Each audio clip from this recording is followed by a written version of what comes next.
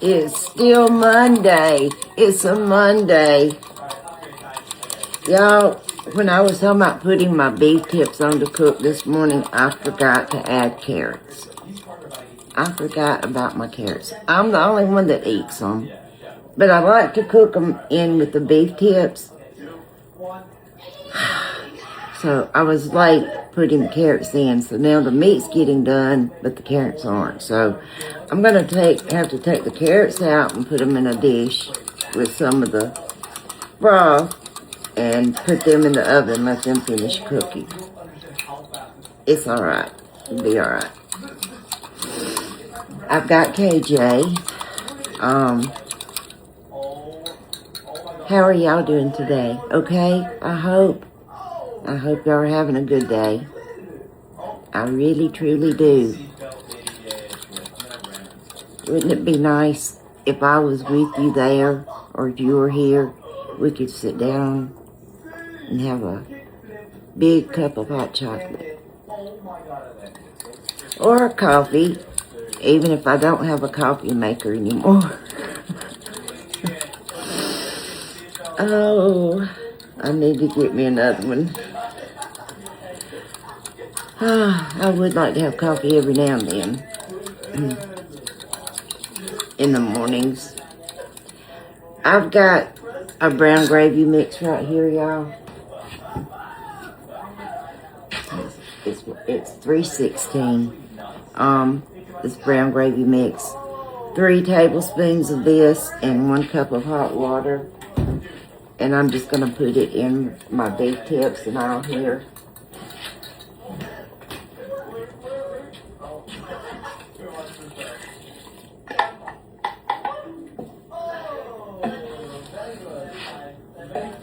I tried to cut the carrots thin when I did put them in there, which was only about an hour ago.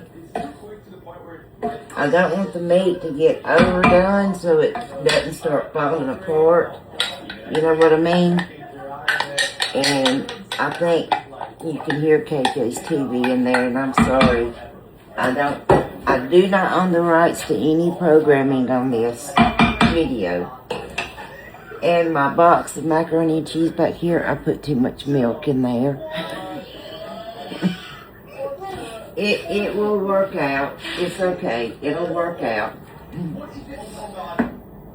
But I decided to cook peas again. Some more fresh peas out of my garden. I took a pack out of the freezer. What's the matter, Stella? Excuse me. For Mike, since, you know, and because I didn't do baked mac and cheese, I didn't have a block of cheese, enough of a block. My baby's caught. 1 second. Sorry, y'all. My little man was hollering for me.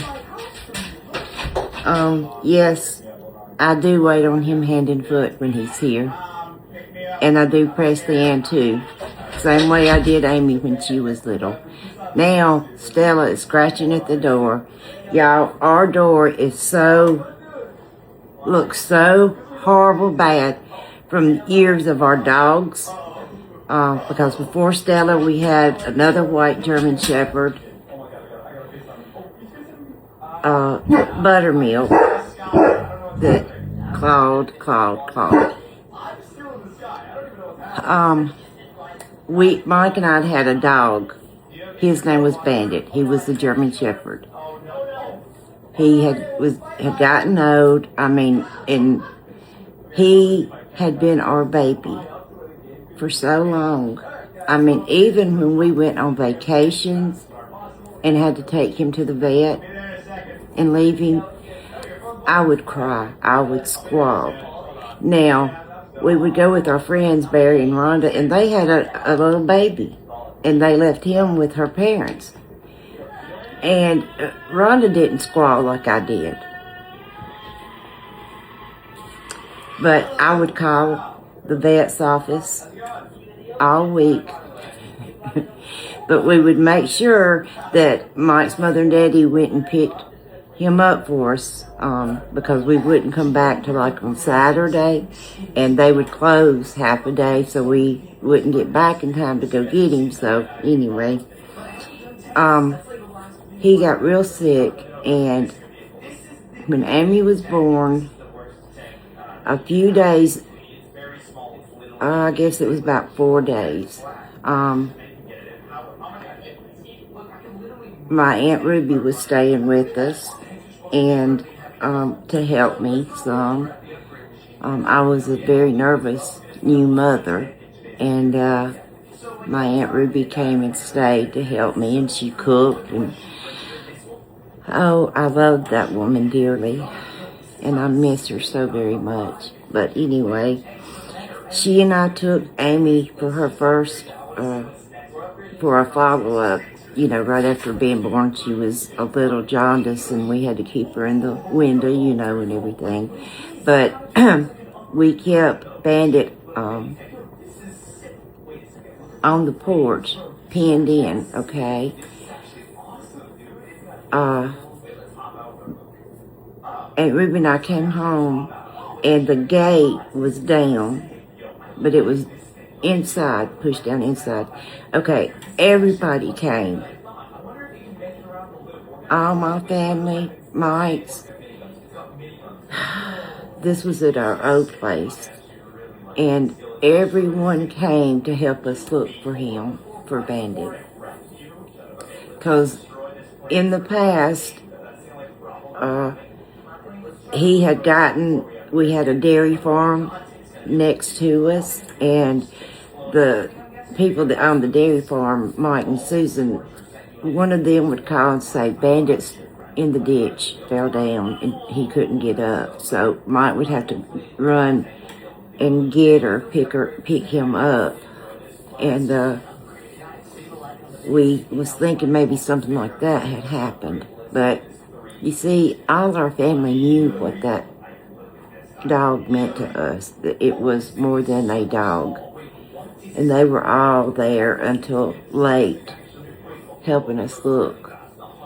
But the thing is I have a picture somewhere, and it was the night before. He had went over to Amy's cradle. My brother had made a bed with drawers on the side and a cradle to match it. And so, of course, they used it for my 2 nephews. And then when Amy came,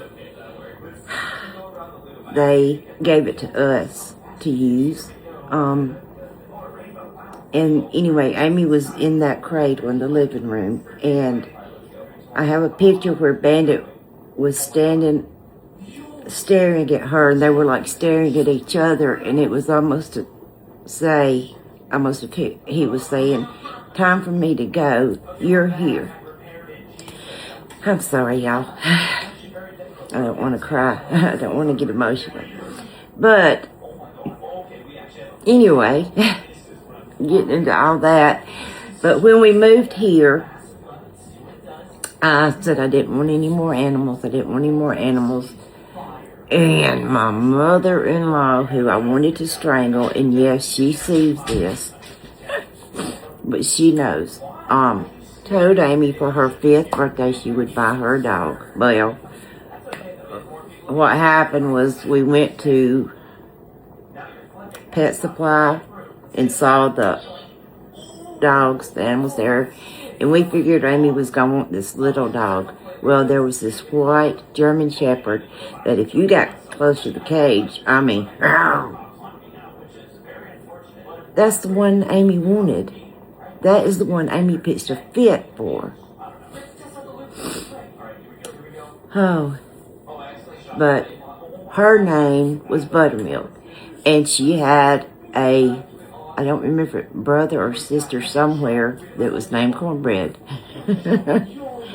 But Buttermilk, let's see, the adoption people came out, and that's really when we have the chain link fence around, is because when we went to adopt her, we had to do that. So it was almost like adopting another baby. But anyway, she ended up being the sweetest, most precious baby. But everybody was afraid to come here, afraid of her. But over those 23 years, 24 years that we've lived here, the dogs have clawed at that door, and all their marks are still on that door. I haven't wanted to change it or anything. That's all that story was leading up to just me telling y'all that. Oh my goodness. So anyway, there's another story. And then when Amy was, I forget, 16 or 17, buttermilk, we had to have her put down. And we knew, we took her to the vet that day. Amy went to school, and Amy got out of school and she drove to the vet and met me and Mike there. I have pictures of her loving buttermilk and telling her goodbye and everything. And it broke my heart. She's buried out in the yard out there by the swing set. Then, before Buttermilk died, though, Amy wanted a Pomeranian. So, someone up in Brookwood, which is up the road, breeds them. So we got in contact with them, and they had one like what she was wanting. And it was her Christmas present. And we had seen at Cracker Barrel a little bed, a little doggy bed. It was pink, and it had a little dog, like a Pomeranian, attached to it, the bed and everything. I mean, you could take the animal out, which we ended up doing, but we had seen that at Cracker Barrel, and Amy, I thought maybe she would like to have it. She said no. She was 5 now, okay, over 5. Maybe this, her name was May May. Maybe May May came for her 6th or 7th birthday, Christmas present. But what took place was, Christmas morning, Mike had to get up like at 4 o'clock because the puppy, the Pomeranian puppy, was still too young to leave its mama, but the owners, the breeders, said that Mike could come that morning and get her and just bring her for Amy to be able to have her Christmas morning. Well, we got that bed, just the bed, not the stuffed animal, and put it under the tree and put that little baby puppy dog in that bed. My in-laws were here, and Amy came in, and she started crying. She thought we were giving her the stuffed animal. She thought it was a stuffed animal, and we kept trying to get her to go look at it, and she would say, no. Finally, we got her to understand that it was a real puppy. And then, we explained to her that she had to go back for the day, and that in about a week, she could get her back. So later in the morning, her and Mike took the puppy back to the breeders, to her mama, and then a week or so later, they went and got her. And so then we had to have her put to sleep. And she's buried out here.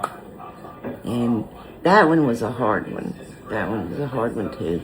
So anyway, that's our puppies. And now, when Amy lived in her apartment and wasn't supposed to have animals, without us knowing it, she went and bought Stella, a full-blooded white German Shepherd. Yeah. And kept her at her apartment for like 3 weeks. and then ended up having to tell us because Stella had to come here because Amy wasn't supposed to have animals in her apartment. So that's how we have Stella here. And then Amy was dating this guy, and he had went through a divorce and had some animals in the backyard. And Sasha was one of them, the smallest one. And she would run all the time, out of the yard trying to leave. And anyway, Amy took her because she wasn't being treated right. She was being mistreated. So Amy took her and kept her a little bit. She took her to Mama's for Mama to keep her one day for some reason. And Mama had took her out on the leash, and somehow she got loose. And I had to go up there and I had to chase that dog because at that time she would not come to you. And I was out there chasing that dog like crazy. And then eventually we got her here, and we would take her out on a leash until she got to where she knew to stay here. And she's been here a long, long time now. Her and Stella both. So anyway, well, y'all, I was just gonna come in. I need to turn that macaroni and cheese down or it's gonna stick and burn, and I don't want that. It's already done it. Yep, it did. Yep, it did. It's already stuck and burnt. Me standing here running my mouth about the dogs. Okay, y'all, I'm gonna go and see if I can salvage some of that. And I'll see y'all a little bit later, okay?